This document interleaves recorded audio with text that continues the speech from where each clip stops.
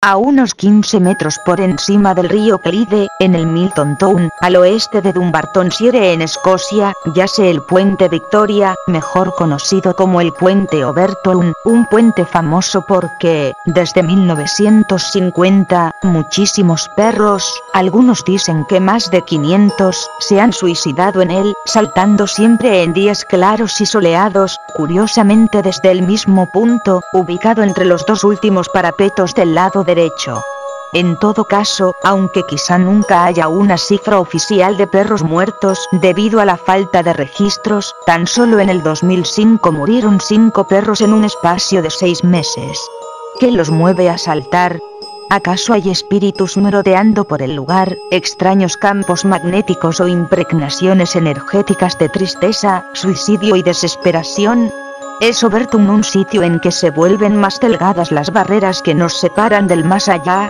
Trágicas historias. La peor de todas las desgracias del puente, no tiene protagonistas caninos sino humanos. Y es que, en 1994, el soldado Kevin Moy de 32 años, fue al puente con su pequeño bebé. Se dice que Kevin andaba metido en tema de drogas y se sabe que siempre insistió en que el puente estaba embrujado.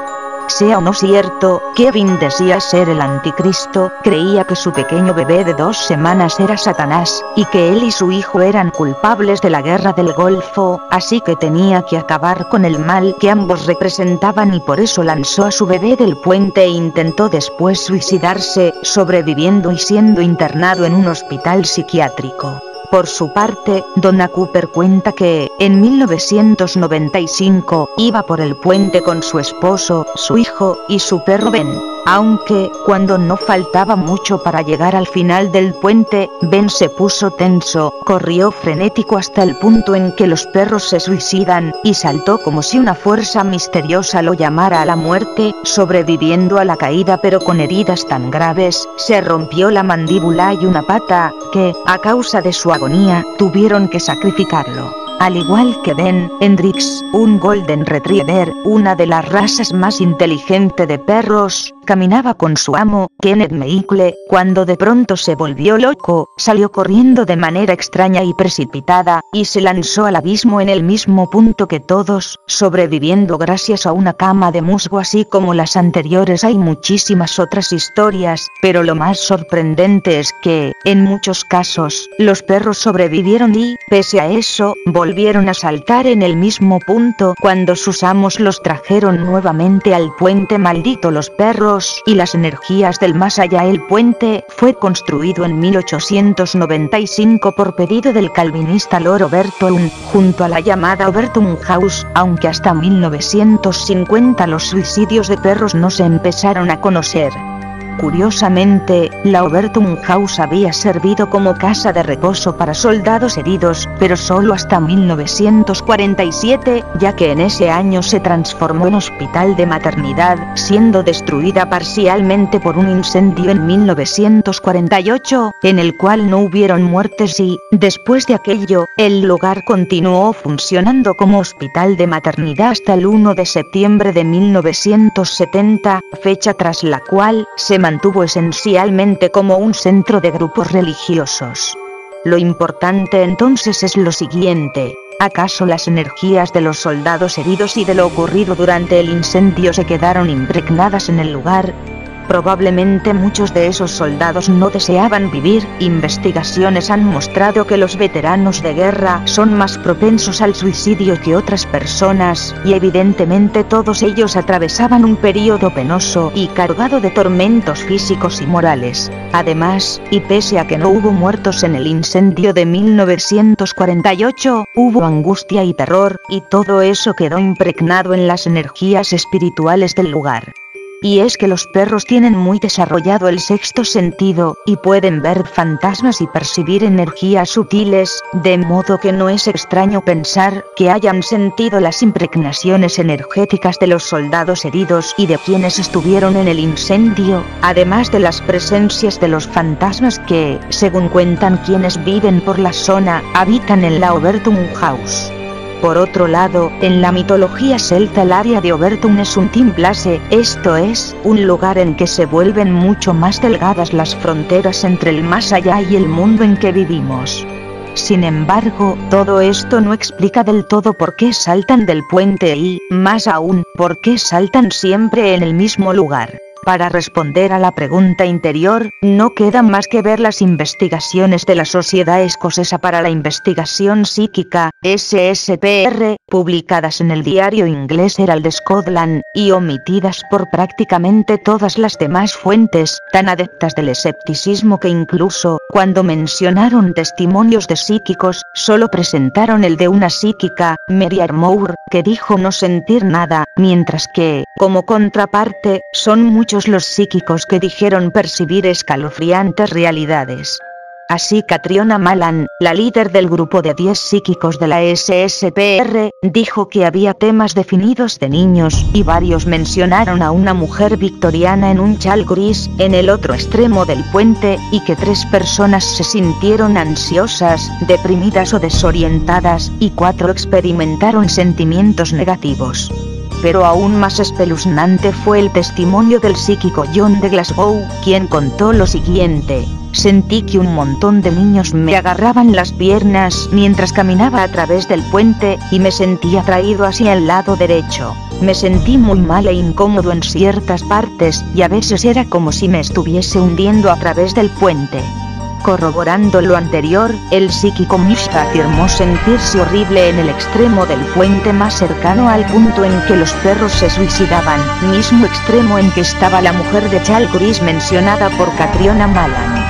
También, Mishka contó haber sentido niños a su alrededor, y por si no bastase, una psíquica del equipo, que prefirió mantener su identidad en el anonimato, contó haber percibido un ministro fantasma y un obrero que había muerto al caer del puente, y que quizá, en este punto no estaba muy segura, ahora llamaba a los perros desde abajo del lado derecho del puente, cerca del extremo en que apareció la mujer del chal gris. Una posible explicación científica es que los perros no pueden ver al otro lado del muro.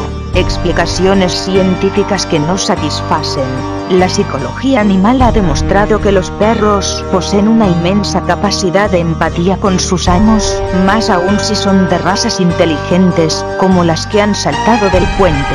Además, el Dr. Rupert Sheldrake demostró, mediante estudios, que los perros recogen los pensamientos e intenciones de sus dueños, incluso desde grandes distancias. En base a esto y considerando también que Dumbarton es un sitio donde ha habido muchos casos de suicidio y depresión, se ha planteado que los amos de los perros estaban deprimidos y, consciente o inconscientemente, deseaban morir, a causa de lo cual los perros, mediante un proceso de identificación emocional basado en la empatía, asimilaron los sentimientos de sus amos y los canalizaron saltando del puente. Lógicamente la hipótesis presenta muchos problemas, por ejemplo, 1. ¿Por qué solo en el puente Obertum los perros se vuelven tan empáticos que se suicidan? ¿Por qué no se sabe de otros casos similares en otros puentes o lugares que no sean puentes? Y 2. Sencillamente, las investigaciones muestran que, en la gran mayoría de casos, los amos de los perros suicidas ni siquiera estaban deprimidos. La otra teoría científica ha sido mucho más aceptada, y fue planteada por el Dr. David Sands, a quien la Sociedad Escocesa Protectora de Animales contrató para solucionar el enigma. Esta teoría parte de que los perros suicidas eran, todos o casi todos, no se sabe a ciencia cierta, perros de hocicos largos. Estos perros tienen mejor olfato, como labradores, golden retrievers y collies. Ahora bien, el Dr. Sands dice que en la zona hay muchos bisones, y que el olor de la orina de bisón atrae con gran fuerza a los perros, mucho más que el olor a otros roedores y sus respectivos desechos orgánicos. Uno de los puntos fuertes de la teoría es que los bisones fueron introducidos en 1920, pero su población creció en la década de 1950, la década en que empiezan los suicidios de canes, en grado tal que el olor de la orina de bisón se hizo suficientemente fuerte como para impulsar a los perros a saltar, ya que supuestamente las cosas ocurren así. 1. El perro huele levemente la orina de bisón, que en días lluviosos y húmedos no se percibe percibe bien, pero en días soleados y claros, como los de los suicidios caninos, se percibe un poco mejor. 2.